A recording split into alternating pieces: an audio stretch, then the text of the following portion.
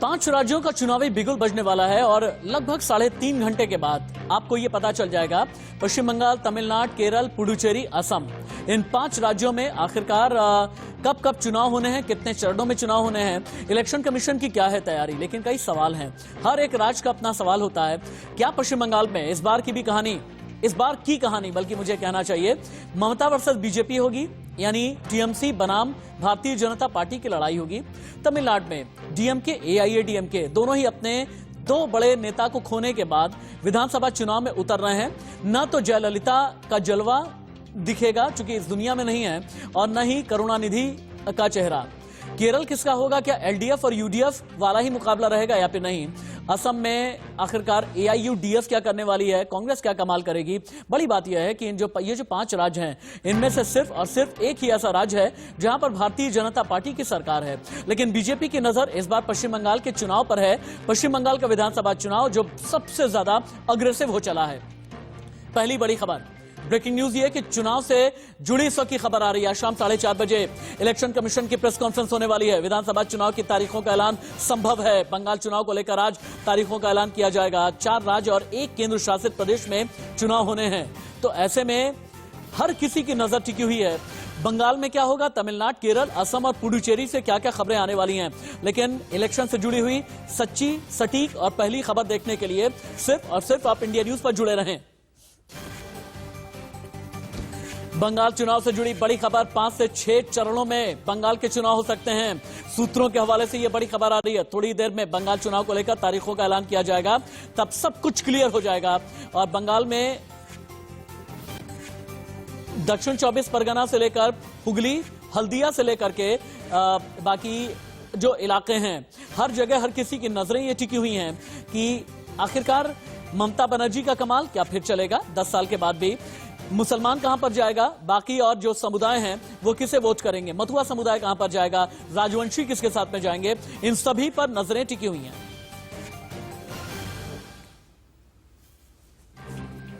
अब आप देखें कि आखिरकार पश्चिम बंगाल का धर्मयुद्ध चुनावी ऐलान से पहले क्या कहता है। हिंदू, मुसलमान, ईसाई, बौद्ध और जैन और सिख, इन्हें लेकर के हमने एक पूरा आंकड़ा निकाला है। हिंदू हैं 70.54%, मुस्लिमों की आबादी है बंगाल में 27.01%, जिस पर असदुद्दीन ओवैसी भी नजरें टिकाए हुए हैं। लेफ्ट कांग्रेस की नजरें भी इसी मुस्लिम वोट बैंक पर है। और कहा यह जाता है कि मुस्लिम वोट बैंक मुर्शिदाबाद से लेकर के दक्षिणी दिनाजपुर के इलाके में, हल्दिया से लेकर के हुगली तक के इलाके में बहुत ज्यादा अपना प्रभाव रखता है। और इसके बाद फिर आ जाते हैं ईसाई, बौद्ध, जैन और सिख, जिनकी आबादी कितने फीसदी है ये हम आपको ग्राफिक के जरिए दिखा रहे हैं। यहां से इंफोग्राफिक हम अगला बदलेंगे पश्चिम बंगाल को लेकर। बंगाल में बीजेपी ने 5 का पंच चला है। कैसे, ये भी देखिए। बीजेपी ने 294 में से 200+ सीटें जीतने का अपना एक टारगेट रखा है। बीजेपी ने पश्चिम बंगाल को 5 जोन में बांट दिया। उत्तरी बंगाल, राढ़बंग, नवद्वीप, मेदिनीपुर और कोलकाता। 5 जोन संभालने के लिए 5 प्रदेशों के संगठन महामंत्री नियुक्त कर दिए गए हैं। गुजरात में बीजेपी के संगठन महामंत्री हैं भीखूभाई दलसानिया। भीखूभाई दलसानिया को नवद्वीप जोन के संगठन की कमान दी गई है। यूपी संगठन महामंत्री सुनील बंसल कोलकाता जोन संभालेंगे। हरियाणा संगठन महामंत्री रविंद्र राजू राढ़बंग जोन का नेतृत्व करेंगे। हिमाचल संगठन महामंत्री पवन राणा हावड़ा, हुगली, मेदिनीपुर, इन 3 जगह की जिम्मेदारी इन्हें दी गई है। लेकिन कहते हैं कि पश्चिम बंगाल में ममता की जड़ें हिलाने में भारतीय जनता पार्टी ने जितनी मेहनत की है उससे कहीं ज्यादा पिछले 10 साल का उनका अहंकार भी है। अभिषेक बैनर्जी यानी उनके भतीजे का कद बढ़ता चला गया। टीएमसी के जो जमीन से जुड़े हुए नेता हैं उनका साथ छोड़ते चले गए। प्रशांत किशोर के ऐसे में एंट्री हो गई। प्रशांत किशोर ने कहा कि मैं तो स्ट्रैटेजिस्ट हूं, मैंने एक जमाने में बिहार में नीतीश कुमार को जिताया है, मैं तो एक जमाने में भारतीय जनता पार्टी का अहम रणनीतिकार हुआ करता था। और यही कहा जा रहा है कि प्रशांत किशोर से भी टीएमसी वाले कई नाराज हैं। बीजेपी मजबूत हो गई है और धार्मिक पोलराइजेशन जम करके होने लगा है। बीजेपी कहती है जय श्री राम, तो फिर ऐसे में ममता बनर्जी कहती हैं कि दुर्गा का नाम लेकर के हम बंगाल को फतेह करेंगे। लेकिन बंगाल को फतेह करने के लिए बीजेपी ने एक फॉर्मूला तैयार किया है, फॉर्मूला 23। ये क्या है अब आप ये जाने। बीजेपी ने पश्चिम बंगाल फतेह करने के लिए यह फॉर्मूला 23 बनाया है। राष्ट्रीय महामंत्री कैलाश विजयवर्गीय फॉर्मूला 23 का नेतृत्व कर रहे हैं। बीजेपी ने बंगाल के 23 जिलों के लिए 12 केंद्रीय पर्यवेक्षक नियुक्त किए हैं। ऑब्जर्वर्स की रिपोर्टिंग सीधे राष्ट्रीय अध्यक्ष जेपी नड्डा को होगी। पश्चिम बंगाल में 294 सीटों में से 200 सीटें जीतने का टारगेट है। बीजेपी ने हर जिले पर फोकस करने के लिए फॉर्मूला 23 बनाया है। सुनील देवधर, विनोद सोनकर को फॉर्मूला 23 की जिम्मेदारी दी गई है। दुष्यंत गौतम, विनोद तावड़े, अमित मालवीय इसके सूत्रधार हैं और बंगाल चुनाव के लिए केंद्रीय ऑब्जर्वर्स प्रहलाद पटेल प्रधानमंत्री की पसंद है। और इसके अलावा नरोत्तम मिश्रा पर केंद्रीय गृह मंत्री अमित शाह का भरोसा है। डिबेट को ओपन कर सकते हैं हम आप। और क्या सब्यसाची भी जुड़े हुए हैं मेरे साथ में। चलिए सब्यसाची के पास में चलते हैं। सब्यसाची, एक ऐसे वक्त में जबकि 5 राज्यों के विधानसभा चुनाव की तारीखों का ऐलान होने वाला है, पश्चिम बंगाल की सरजमी पर कितनी हलचल है? क्योंकि आज स्मृति ईरानी ने भी स्कूटी चला दी है, कल ममता ने चलाई थी। सबसे बड़ी खबर ये आपको बता दें कि ममता बनर्जी के रेसिडेंस में यानी कालीघाट पे और सुब्रतो बख्शी और प्रशांत किशोर भी खुद आएंगे मीटिंग पे। और थोड़ी देर पहले ही ममता बनर्जी के घर पे बड़ी पूजा रखी गई जहां पे अभिषेक बनर्जी खुद मौजूद थे। और उसके बाद ही ये मीटिंग शुरू होगी। चुनाव की जो तारीख निकलने वाली है उससे टीएमसी के जो बड़े नेता है वो यहाँ पे बैठेंगे और बड़ी रणनीति बनाएंगे। आपको कह दें कि भाजपा के बड़े नेता भी वेस्ट बंगाल में मौजूद है। स्मृति ईरानी है, बाइक रैली कर रही है और साथ शायद किसी टेक्निकल स्नैक की वजह से अभी हम आपको देख नहीं पा रहे हैं सब्यसाची। ठीक 1 मिनट के बाद ये तकनीकी खामी दूर करके हम दोबारा से आते हैं आपके पास में। इस बीच हम दिखाते हैं कि बंगाल की सियासत में आखिरकार कितनी करवट देखी है बंगाल ने पिछले 5 साल में। पश्चिम बंगाल में कुल विधानसभा सीटें हैं 294। 2016 विधानसभा चुनाव में टीएमसी को 211 सीटें मिली, लेफ्ट को मिली 33, कांग्रेस को 44, बीजेपी को मात्र 3 सीटें मिली। 2019 के लोकसभा चुनाव में बीजेपी ने शानदार प्रदर्शन किया। 2019 लोकसभा चुनाव में टीएमसी का वोट शेयर 43.3% रहा। बीजेपी को 2019 लोकसभा चुनाव में 40.3% वोट मिला। 2019 लोकसभा चुनाव में बीजेपी को पश्चिम बंगाल में 18 सीटें मिली। 2019 में ही बीजेपी को कुल 2,30,28,343 वोट मिले तो टीएमसी को मिले 2,47,56,985 वोट। क्या हम रिपोर्टर के पास में जा सकते हैं? चलिए, कैसे हुआ वामपंथ आउट और कैसे बीजेपी इन हुई ये तो हम दिखाएंगे, लेकिन उससे पहले आप देखें टीवी स्क्रीन पर जितने भी गेस्ट हैं हमारे साथ में। यासिर जिलानी भारतीय जनता पार्टी के प्रवक्ता हैं, इसके अलावा संजय सरकार हैं, टीएमसी के लीडर हैं, मेहरुद्दीन अंग्रेज हैं, पॉलिटिकल एनालिस्ट हैं, एआईएमआईएम के सपोर्टर हैं, और राकेश कुमार सिंह मेरे सीनियर कोलीग भी मेरे साथ में जुड़े हुए हैं। यासिर जिलानी जी, कमर कितनी कस ली है? क्योंकि 5 राज्यों में से सिर्फ एक में ही अभी असम में आपकी सरकार है, बाकी 4 राज्यों में इससे पहले आपकी कभी सरकार रही नहीं। तो इसके लिए क्या तैयारी है, किस तरह से कमर कसी है? और पश्चिम बंगाल के लिए बताएं, आज क्या चल रहा है दिल में, क्या चल रहा है दिमाग में? राशिद भाई, आपने तमाम रिसर्च के साथ कितने वोटर हैं, सीट है, कैसे इलेक्शन होगा, कौन संगठन मंत्री कहाँ लगे हैं, कौन महामंत्री, कौन उपाध्यक्ष भारतीय जनता पार्टी के केंद्रीय खंडों और प्रांतों के अकॉर्डिंग आपने बताया। और यकीन मानिए भारतीय जनता पार्टी की जो काम करने का तरीका है वो यही तरीका है। वो से लेके समिति अध्यक्ष से लेके मंडल होते हुए हमारे जो प्रदेश का नेतृत्व होता है उन सबको साथ लेके जो राष्ट्रीय नेतृत्व है वो किसी भी राज्य में काम करता है। और उस राज्य में जो वहाँ के उस राज्य की जो चीजें हैं, जो मूलभूत अधिकार है, जो वहाँ के विकास में योगदान साबित हो सकता है, उन सारे चीजों को सामने रखते हुए उस पर चर्चा की जाती है, उस पर रणनीति बनाई जाती है और चुनाव के समर में कूदा जाता है और चुनाव लड़ा जाता है। और फिर उस राज्य में अगर सत्ता हमारी नहीं है तो सत्ता परिवर्तन के लिए कार्य किया जाता है, और अगर सत्ता है, अभी हमारी सरकार है, तो दोबारा से उस सरकार को लाने के लिए मेहनत की जाती है। और इसमें जो अंतिम छोर पे खड़ा हुआ समिति का एक कार्यकर्ता आप कहते हैं कि मेहनत की जाती है। ममता बनर्जी कहती हैं कि आपकी पार्टी तो दंगाबाज पार्टी है, लेकिन फिर भी मेहरुद्दीन अंग्रेज जी के पास भी एक बार चलना बहुत जरूरी है। मेहरुद्दीन अंग्रेज, पश्चिम बंगाल के लिए असल में असदुद्दीन ओवैसी ने रणनीति बनाई, उनकी रैली रोक दी कोलकाता में ममता बनर्जी की पुलिस ने। ऐसे में आप लोगों ने यह कहा कि ये टीएमसी का हथकंडा है, हथकंडा चलने नहीं देंगे। लेकिन सवाल एक ही है, पश्चिम बंगाल में आप लोगों की नजर सिर्फ मुसलमान पर है या हर एक बंगाली पर है? नहीं, हमारी नजर जितनी भी बंगाल की जितनी भी जनता है, सब पे हमारी नजर है।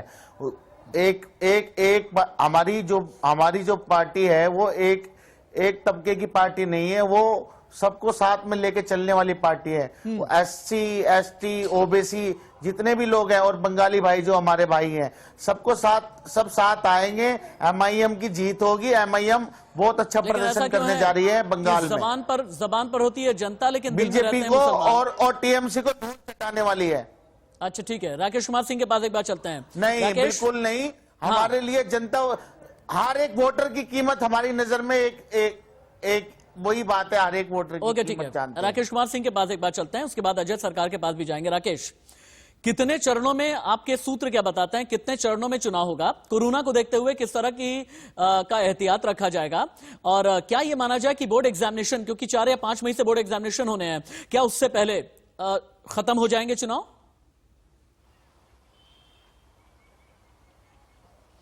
देखिए राशिद, जो चुनाव आयोग के टॉप सोर्सेज ने ITV नेटवर्क से बातचीत में साफ तौर पे बताया है कि पश्चिम बंगाल में चुनाव 6 से 8 चरण में, वहीं जबकि असम में 3 चरणों में मतदान होने की उम्मीद है। इसके अलावा केरल, तमिलनाडु और पुडुचेरी में एक ही चरण में मतदान कराए जाने की संभावना जताई जा रही है। और 5 राज्यों में मतगणना एक ही दिन होगी।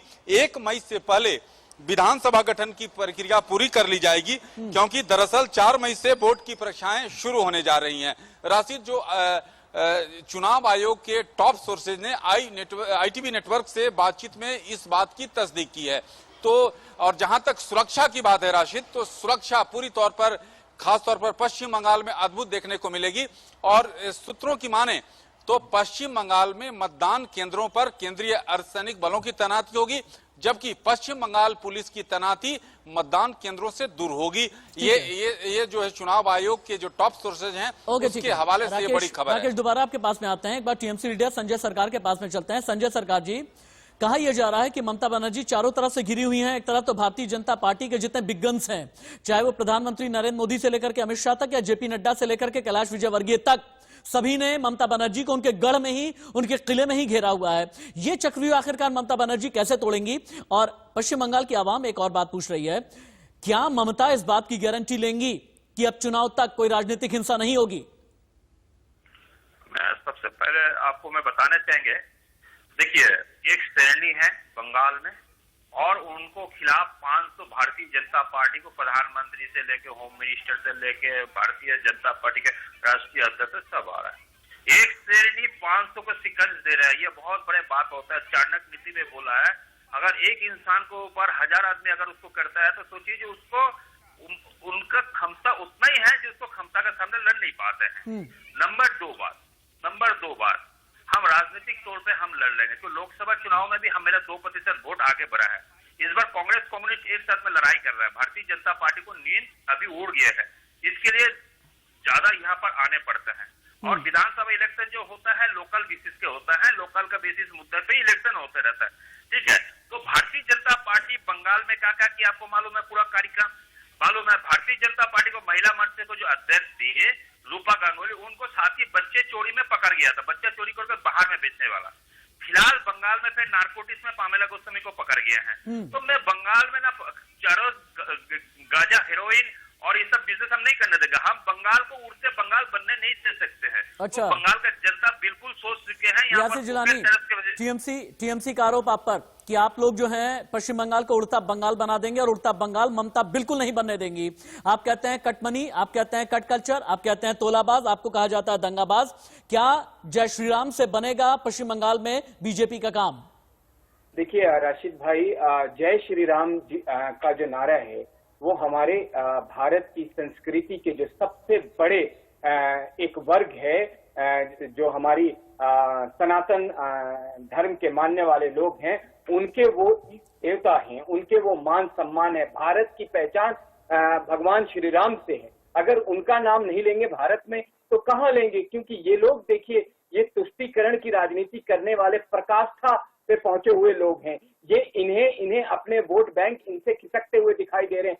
वो फुरफुरा शरीफ के जो अब्बास सिद्दीकी हैं, वो एक अलग अपनी डंका बजा रहे हैं, ओवैसी अपना एक अलग डंका बजा रहे हैं। ये इसलिए जो टीएमसी है वो घबराई हुई है। और पूरा बंगाल कट कल्चर के लिए, cut money culture, selective killing culture और उसमें जो उसकी एग्जैक्टली जो संस्कृति थी, जो बंगाल की लोगों की मूलभूत सुविधाओं का अधिकार था, उस पे प्रहार किया है पिछले 2 टेन्योर से वहां की सरकार है।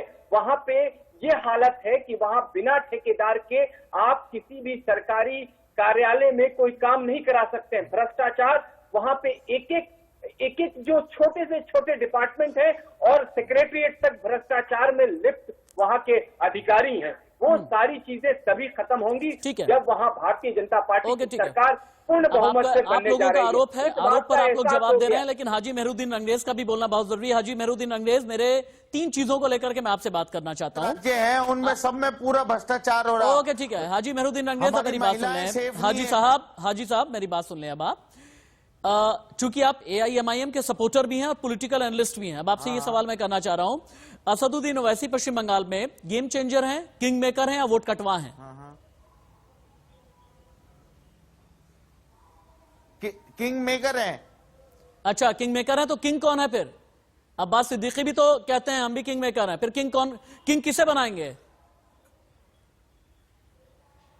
नहीं, किंग मेकर जो है हमारे असदुद्दीन ओवैसी है, जो हमारी पार्टी के राष्ट्रीय अध्यक्ष हैं। उन्हीं के नेतृत्व में पार्टी चुनाव लड़ेगी और बहुत अच्छा रिजल्ट आएगा, आप भी देखना। और मैं पहले से ही ये बता देना चाहता हूं कि वहां की आवाम बहुत गौर से, दूरबीन से देख रही है ओवैसी साहब को, कि वो एक बार आए और वहां पे चुनाव लड़े और हम वोट दें। अच्छा, बेताबी से ये दूरबीन कौन सी है? धर्म वाली दूरबीन तो नहीं है ना? ये धर्म वाली दूरबीन तो नहीं है ना हाजी मेहरुद्दीन अंग्रेज जी? ये धर्म वाली दूरबीन तो नहीं है ना? हम धर्म वाली पार्टी नहीं है हमारी, सब धर्म की पार्टी है, सबको साथ लेके चलने वाली पार्टी है हमारी। अच्छा, ठीक है। साधना भारती के पास भी चलते हैं। तेज तर्रार कांग्रेस की राष्ट्रीय प्रवक्ता हैं, अक्सर ही मेरे पैनल में आपको दिख जाएंगी साधना भारती। साधना जी, पश्चिम बंगाल एक ही बात पूछ रहा है कि अब तो चुनावी तारीखों का ऐलान भी होने वाला है, लेकिन राहुल गांधी कब जाएंगे? देखिए, सबसे पहले तो मैं कह दूं, आपने तो सभी आंकड़े इंडिया न्यूज के माध्यम से आपने भी बता दिए, सारी चीजें आपने बता दी। अब जरूरी ये है कि इस पर बात की जाए। आपने पश्चिम बंगाल की बात की, स्कूटी चला रही थी स्मृति ईरानी जी, इसका भी जिक्र किया। तो इलेक्ट्रॉनिक स्कूटी चला रही थी तो एक प्ले कार्ड और गले में डाल लेती, लिख लेती उस पर कि डीजल पेट्रोल की कीमतें क्या है, तो जरा अच्छा लगता हमें। बता देती कि LPG सिलेंडर कहाँ जा रहा है, कीमतें कहाँ उछाल मार रही हैं, तो अच्छा लगता हमें। लेकिन सच्चाई है, भारतीय जनता पार्टी के प्रवक्ता भी काम करने का तरीका बता रहे थे। देखिए, राहुल गांधी जी तो देश भर में जाते हैं और जाएंगे और जाते रहेंगे। यासिर भाई बोलने दीजिए, यासिर भाई बोलने दीजिए एक बार, क्योंकि बता दूं, हाँ यासिर भाई एक मिनट, नहीं यासिर जी नहीं, यासिर जी एक मिनट, साधना भारती बोलेंगे। नहीं यासिर भाई नहीं, यासिर भाई विद ड्यू रिस्पेक्ट, यासिर भाई विद ड्यू रिस्पेक्ट, एक अगर महिला बोले तो उसे हम बोलने देंगे। साधना जी बोले। देखिए, बहुत बहुत धन्यवाद। देखिए, काम करने का तरीका ये बता रहे थे। इनका काम करने का तरीका क्या है? भाजपा का काम करने का तरीका है कि बंगाल जाकर किसानों के घर पे खाना खाओ, उन्हें भूख हड़ताल पे या दिल्ली में बैठे हुए उन पर कोई टिप्पणी नहीं। 200 से अधिक शहीद हो गए, उन पर कोई टीका टिप्पणी नहीं। संवेदनहीन जीवी बन गए। और उसके बाद मैं आपको बता दूं, अब आपको इतना ही आंदोलनजीवी है, आंदोलनजीवी है। राहुल गांधी एहसान फरामोश है। उत्तर दक्षिण पूरब पश्चिम में बांटने वाला नेता भारत के लिए कभी भी अच्छा साबित नहीं हो सकता, कभी भी अच्छा साबित नहीं हो सकता। पहले राहुल गांधी को राजनीति सीखनी होगी। राहुल गांधी को भारत के राज्यों से जिस अमेठी ने 15 साल सांसद बनाया, उस अमेठी के लोगों को बुद्धिहीन कहते हैं, उस अमेठी के लोगों से सवाल उठाते हैं। ये है कांग्रेस पार्टी। और मैं राशिद भाई बता दूं, कांग्रेस की 44 सीटों में 40 सीटें खत्म होंगी, 4 सीट से कांग्रेस बंगाल में सिमटते रह जाएगी, 4 सीटों से कांग्रेस सिमटते रहेगी बंगाल में। ये मेरी बात आज नोट कर लीजिए, आप मेरी बात नोट कर लीजिए। 4 सीटों पे बंगाल में कांग्रेस। एक काम कर लेते हैं, यहाँ पर चीख चिल्लाहट को 1 मिनट के लिए रोकते हैं। 1 मिनट का छोटा सा ब्रेक लूंगा, आप सभी अपनी बात कहेंगे। संजय सरकार जी, आपके पास मैं दोबारा से आऊंगा, लेकिन वामपंथ कैसे आउट हुआ है पश्चिम बंगाल से, कैसे बीजेपी इन हुई है पश्चिम बंगाल में, ये आपके लिए जानना बहुत जरूरी है, क्योंकि वामपंथियों के बारे में धारणा अब मुख्य विपक्षी की रही नहीं है। पश्चिम बंगाल में बीजेपी मुखर विपक्षी पार्टी हो चुकी है। 2019 के लोकसभा चुनाव में लेफ्ट पार्टी पूरी तरह फेल हो गई और बड़े से बड़े नेता भी अपनी जमानत बचा नहीं पाए और राज्य की 42 सीटों पर वामपंथी दलों का खाता ही नहीं खुला। ज्यादातर सीटों पर लेफ्ट तीसरे और चौथे नंबर पर रही। तो ऐसे में अब सवाल यह पैदा होता है, यहीं पर आकर के एक सवाल पैदा होता है कि क्या भारतीय जनता पार्टी सीधे तौर पर टीएमसी को टक्कर देगी, किले में सेंध लगेगी? 10 साल के बाद क्या ममता का शासन जाएगा या फिर बचेगा? तमिलनाडु, केरल, पुडुचेरी, असम में क्या होने वाला है? एंटी इनकम्बेंसी की लहर कहां कहां पर है? वोट शिफ्ट कहां पर होने वाले हैं? और चंद परसेंटेज का जो वोट शिफ्ट होता है किस तरह गेम चेंजर साबित होगा, एक ब्रेक के बाद बताएंगे।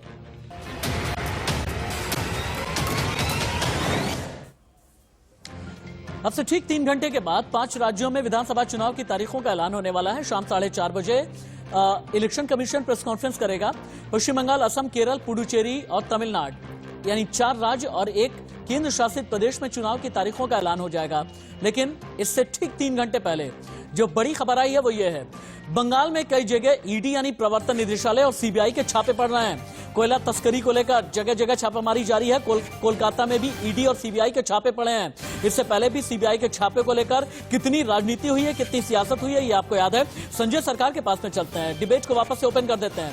संजय सरकार के पास चलेंगे। संजय जी, फिर से सीबीआई का छापा, ईडी का छापा, कहा यह जा रहा है कि कोल स्कैम के कई और तार हैं, कई और राज हैं और अब बड़ी मछली बहुत जल्दी ही फंसने वाली है। वो बड़ी मछली जिसका कनेक्शन टीएमसी से सामने आएगा। जी, आपको एक चीज हम बताना चाहते हैं अच्छे तरफ से, ये तो चुनाव आ गया है, भारतीय जनता पार्टी के पास में कोई इशू नहीं है, न जन समर्थन उनको साथ में है और भारतीय जनता पार्टी को रैली करने के लिए भी 300 रुपया देकर आदमी को लेकर आने पड़ता है। ये एक बंगला पेपर, वर्तमान पेपर में लिखा है। हाँ, लेकिन जब जिस दिन नरेंद्र मोदी का हुगली में प्रोग्राम था, इसमें लिखा है एक आदमी को 300 रुपया देकर मोदी जी का सभा में भीड़ जुटाने के लिए लेके आने पड़ता, पेपर में दिया, मैं नहीं बोल रहा। तीसरे नंबर, ईडी सीबीआई अपना कार्रवाई करेंगे, हम तो कोई कहां पर भी आपत्ति नहीं है। और भारतीय जनता पार्टी को जो यहाँ माननीय महोदय जी बैठे हैं, उनको सही government of India, government of Bengal के रूल के बारे में जानकारी नहीं है। जितना भी टेंडर प्रक्रिया होता है ऑनलाइन होता है और ऑनलाइन करने के बाद टेंडर सबको ठेकेदार को ही मिलता है, ठेकेदार का बाहर एक कोई भी इंसान को नहीं मिलता है। ये जानकारी भारतीय जनता पार्टी को जो प्रवक्ता यहाँ बैठे हैं उसको अच्छे तरह से क्लास करके बैठना चाहिए, ठीक है। और रह गया सीबीआई, ईडी।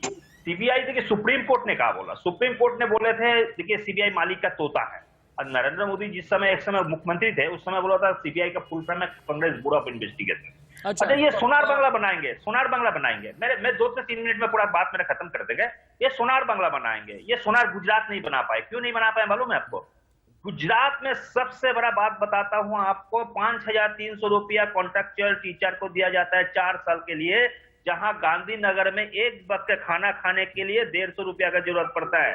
1500 आदमी गुजरात में बहाली करने के लिए 18 लाख एप्लीकेशन पड़ता है। कितना बड़ा बेरोजगारी है। गुजरात जीआईडीसी का मतलब Gujarat industrial development corporation. Sanjay सरकार जी, गुजरात मॉडल को लेकर बम तो पूरी दुनिया में होती है, ऐसा गुजरात सरकार का कहना होता है। नहीं, 30 सेकंड में बताता हूं। 1 मिनट, बहुत बड़ी खबर आ गई है, बहुत बड़ी ब्रेकिंग न्यूज आ गई है। दोपहर 2 बजे चुनाव आयोग की बैठक होने वाली है। बैठक के बाद शाम 4:30 बजे इलेक्शन कमीशन की फाइनल प्रेस कॉन्फ्रेंस होगी। दिल्ली के विज्ञान भवन में यह प्रेस कॉन्फ्रेंस होनी है और इंडिया न्यूज इस प्रेस कॉन्फ्रेंस से जुड़ा जितना भी अपडेट है, जितनी भी खबर है, सबसे पहले आप तक पहुंचाएगा यासिर जिलानी। आप पर आरोप, सोनार गुजरात बना नहीं पाए, सोनार बांग्ला कैसे बनाएंगे? देखिए, गुजरात तो पूरे दुनिया में और हिंदुस्तान में एक मॉडल के रूप में स्थापित है, था और रहेगा। अभी लोकल बॉडी के इलेक्शन में जिस तरीके से भारतीय जनता पार्टी छुपाने के लिए हुई है, इनको छुपाने के लिए माननीय सुन लीजिए, नेताजी सुन लीजिए, संजय सुनिए तो सही। अरे साधना जी सुनिए, एक करके अगर बोलेंगे ना ज्यादा अच्छा रहेगा। अगर चिल्लाहट होगी तो समझ में नहीं आएगा। एक करके बोले, एक करके बोले। अभी यासिर जिलानी बोलेंगे, अभी यासिर जिलानी का बोलने का नंबर है तो यासिर जिलानी को बोलने दें। आप अपनी बात को अगर पॉइंटर आपको बनाने हैं, पॉइंटर बना करके रखें। यासिर जिलानी को रिबट करना है, एक पॉइंट पर रिबट कर लीजिएगा आप। यासिर भाई बोले। पीएमसी के माननीय को मैं बताना चाहूंगा कि गुजरात का तो मॉडल पूरे दुनिया में और भारत में उदाहरण के रूप में स्थापित है। अभी साधना जी, अरे साधना बहन सुनिए तो सही। साधना जी सुनिए ना, साधना जी सुनिए। कोई सोचना नहीं है, वहाँ के नेतृत्व को लोगों ने फिर मोहर लगाया है लोकल बॉडी में। आप सोचिए कि लोकसभा के चुनाव में पिछली बार बंगाल में भारतीय जनता पार्टी को कितनी सीटें मिली और इस बार पूर्ण रूप से पूर्ण रूप से बंगाल में सरकार बन रही है, आसाम में सरकार दोबारा से आ रही है। और मैं आपको एक चौंकाने वाली खबर बता दूं राशिद भाई कि केरला और पांडिचेरी के अंदर भी हम बहुत अच्छा करने जा रहे हैं। पुडुचेरी में हमारी सरकार आप कहते हैं कि केरला और पुडुचेरी बहुत शानदार प्रदर्शन करने जा रहे हैं, क्योंकि केरला के लोग भी राहुल गांधी से नाराज हैं, वायनाड के लोग भी राहुल गांधी से नाराज हैं।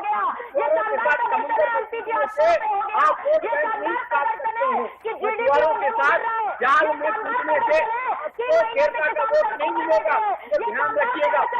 आप पूरे भारत से टूट के जा रहे हैं, आप भारत से समाप्त होते जा रहे हैं, सिर्फ इसलिए ये जो आपके घमंड की प्रतापता है। देखिए, एक बड़ी खबर आ गई है, बंगाल में चुनाव को लेकर के हलचल तेज हो गई है। ये इस वक्त की ब्रेकिंग न्यूज है। पश्चिम बंगाल दौरे पर बीजेपी के 2 बड़े मंत्री हैं। बंगाल दौरे पर रक्षा मंत्री राजनाथ सिंह हैं और स्मृति ईरानी भी हैं। बालूरघाट में रक्षा मंत्री राजनाथ सिंह का आज रोड शो है। दक्षिण 24 परगना में स्मृति ईरानी ने रोड शो किया है। तस्वीरें एक बार दिखाते हैं आपको। जब स्कूटी पर सवार हुई बंगाल में स्मृति ईरानी ने स्कूटी पर सवारी की। दक्षिण 24 परगना के पंचपोटा में स्कूटी पर सवार हुई स्मृति ईरानी।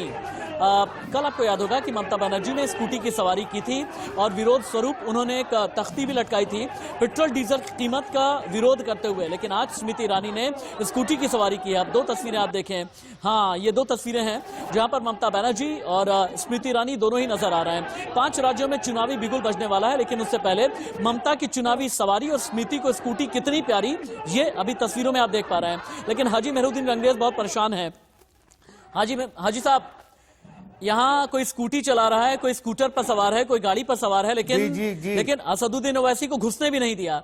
ये बड़ा अजीब सा माजरा है। कल मटिया बुर्ज में रैली होने वाली थी, लेकिन न तो उन्हें स्कूटर चलाने दी गई, न स्कूटी, न बाइक, न गाड़ी। ओवैसी से किसे डर लगता है? ये हमारे नेता का खौफ है कि उन्हें उनकी रैली को खौफ के सहारे वोट रद्द कर दिया, उन्हें आने से रोका गया। ये इनकी घबराहट ये बता रही है कि हमारी पार्टी बहुत अच्छा प्रदर्शन करने जा रही है बंगाल में।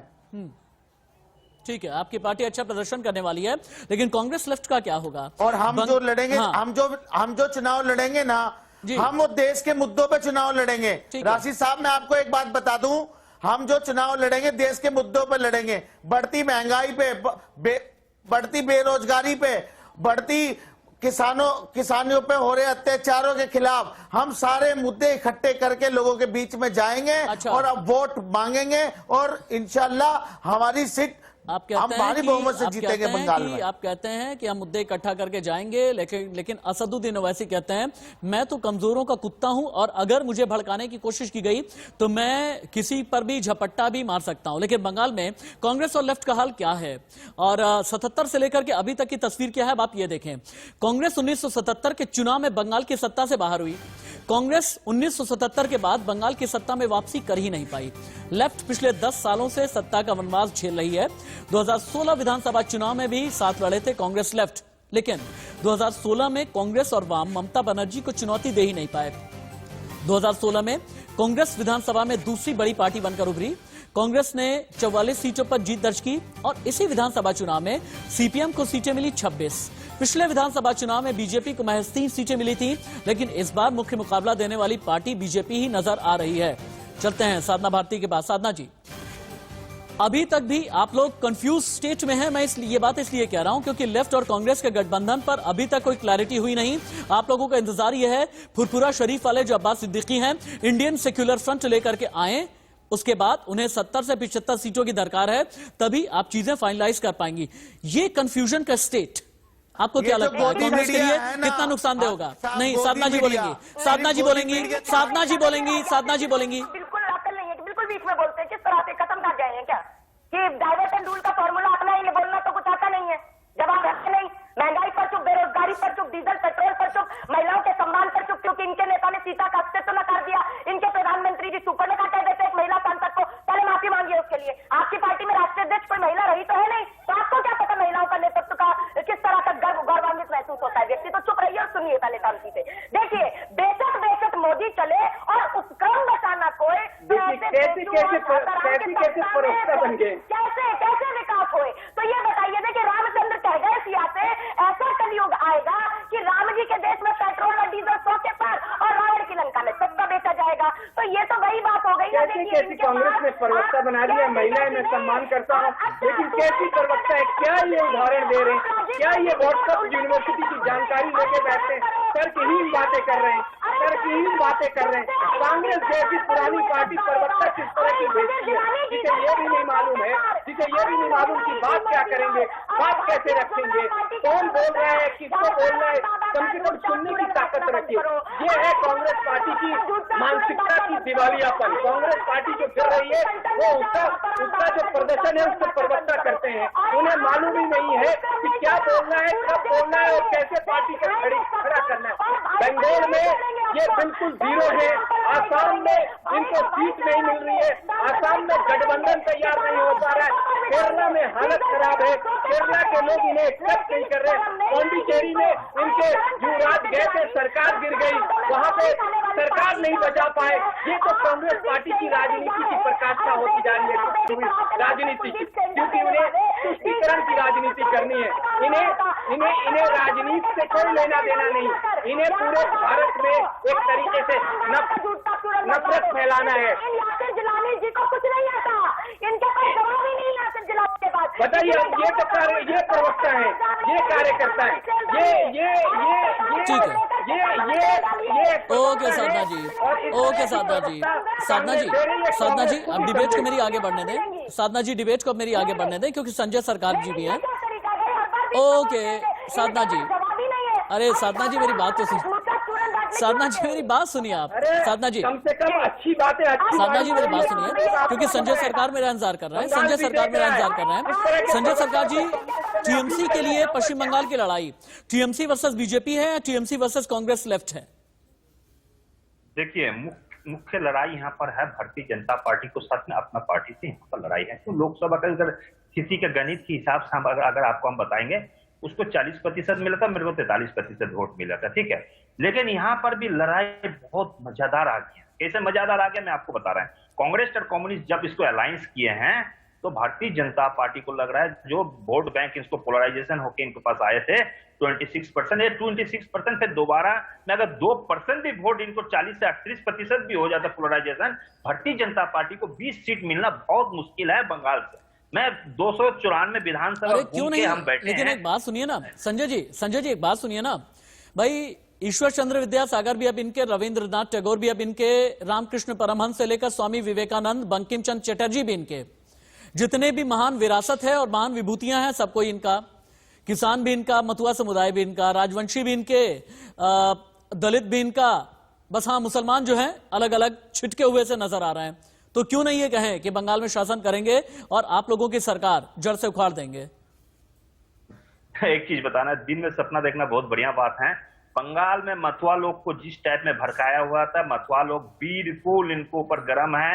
और अमित शाह जिस दिन वहां पर आए थे, वहां पर एजिटेशन कर रहे हैं, तो वो लोग बोले, मथुआ लोग बोला हम लोग को साथ में तैयार किया जाए। हाँ,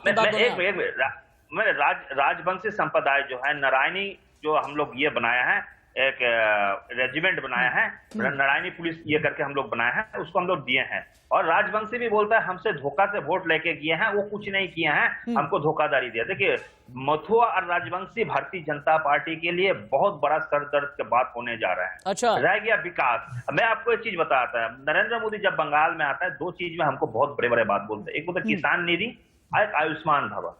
मैं किसान निधि के बारे में बताने चाहते हैं, अब मेरे को 1 मिनट वक्त दीजिए, आपको चैनल में हम कुछ जानकारी देने चाहते हैं। किसान निधि में भारतीय जनता पार्टी 6,000 रुपया दिया है किसान को, महीना में 500 रुपया, दिन में 16 रुपया 50 पैसा। मैंने 5 लाख रुपया का क्रेडिट कार्ड दिया साल में, 5 लाख में दिन में, महीना में 42,000 रुपया, दिन में 1400 रुपया, मतलब 16 रुपया 50 पैसा में मेरे अन्नदाता को भिखारी सोच के भीख देने के लिए आया, और मैं 1400 रुपया एक परिवार चलाने के लिए किसान क्रेडिट कार्ड दिए हैं।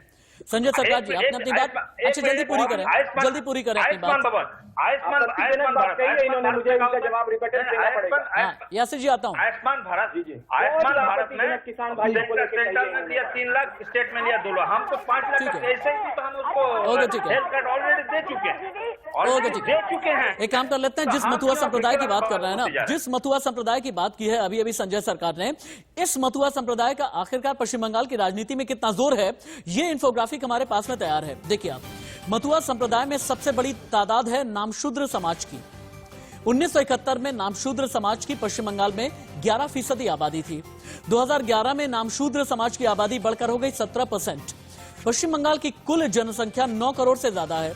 पश्चिम बंगाल में 1.5 करोड़ की आबादी नामशूद्र समाज की है और नामशूद्र के अलावा दूसरे दलित वर्ग भी मथुआ संप्रदाय से जुड़े हैं। पश्चिम बंगाल में मथुआ संप्रदाय के पास करीब 2.5 करोड़ का वोट बैंक है। बनगांव में मथुआ समुदाय के वोटर्स का प्रतिशत 65 से 67% है।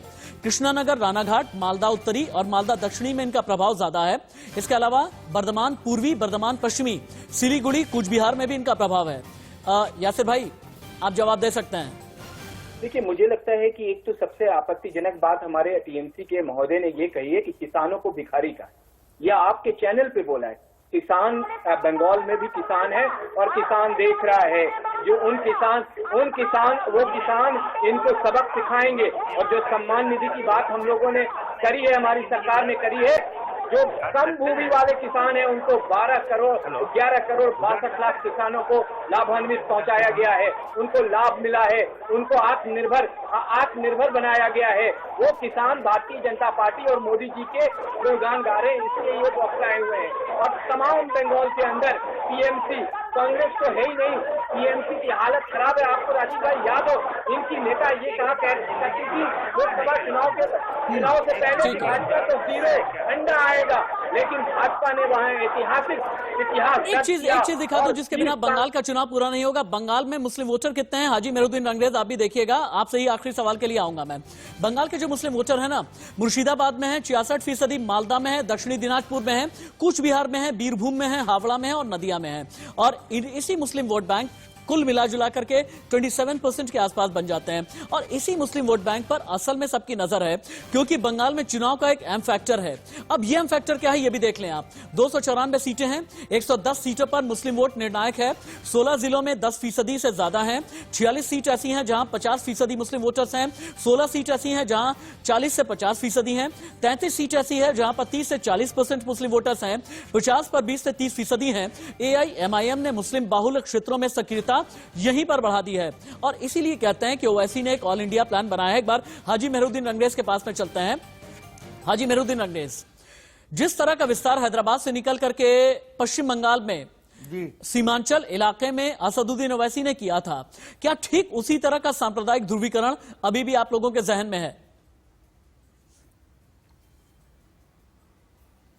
हम ध्रुवीकरण नहीं करते, हम वोटर को वोटर समझते हैं। आप उसको हिंदू मुसलमान समझते हो, हम नहीं समझते। हम वोटर को वोटर समझते हैं। हाँ, हम खास तौर से कुछ सीटों पे चुनाव जरूर लड़ते हैं। बंगाल में फुरफुरा शरीफ आपके साथ है या कांग्रेस लेफ्ट के सीटों पे चुनाव लड़ेंगे? और अब्बास सिद्दीकी किसके साथ हैं? देखो जी, ये वक्त आने पे आप सबको पता लग जाएगा कौन किसके साथ है। ये आपको सबको पता लग जाएगा। अभी वक्त आने दीजिए। ठीक है। हाजी मेहरुद्दीन अंग्रेज, साधना भारती जी, यासिर जिलानी जी, संजय सरकार जी, बहुत बहुत धन्यवाद आपका मेरे साथ रहने के लिए। तो आपसे ठीक 2.5 घंटे के बाद इंतजार कीजिए। 5 राज्यों में चुनावी बिगुल बजने जा रहा है। तमिलनाडु, पश्चिम बंगाल, असम, पुडुचेरी और केरल, ये वो 5 राज्य हैं जहां पर चुनावी ऐलान होने जा रहा है। चुनाव की तारीखों की घोषणा होगी। इलेक्शन कमीशन की प्रेस कॉन्फ्रेंस है शाम 4:30 बजे। हर एक खबर सबसे पहले, सबसे सच्ची, सबसे सटीक और सबसे सार्थक सिर्फ और सिर्फ इंडिया न्यूज पर। एक ब्रेक।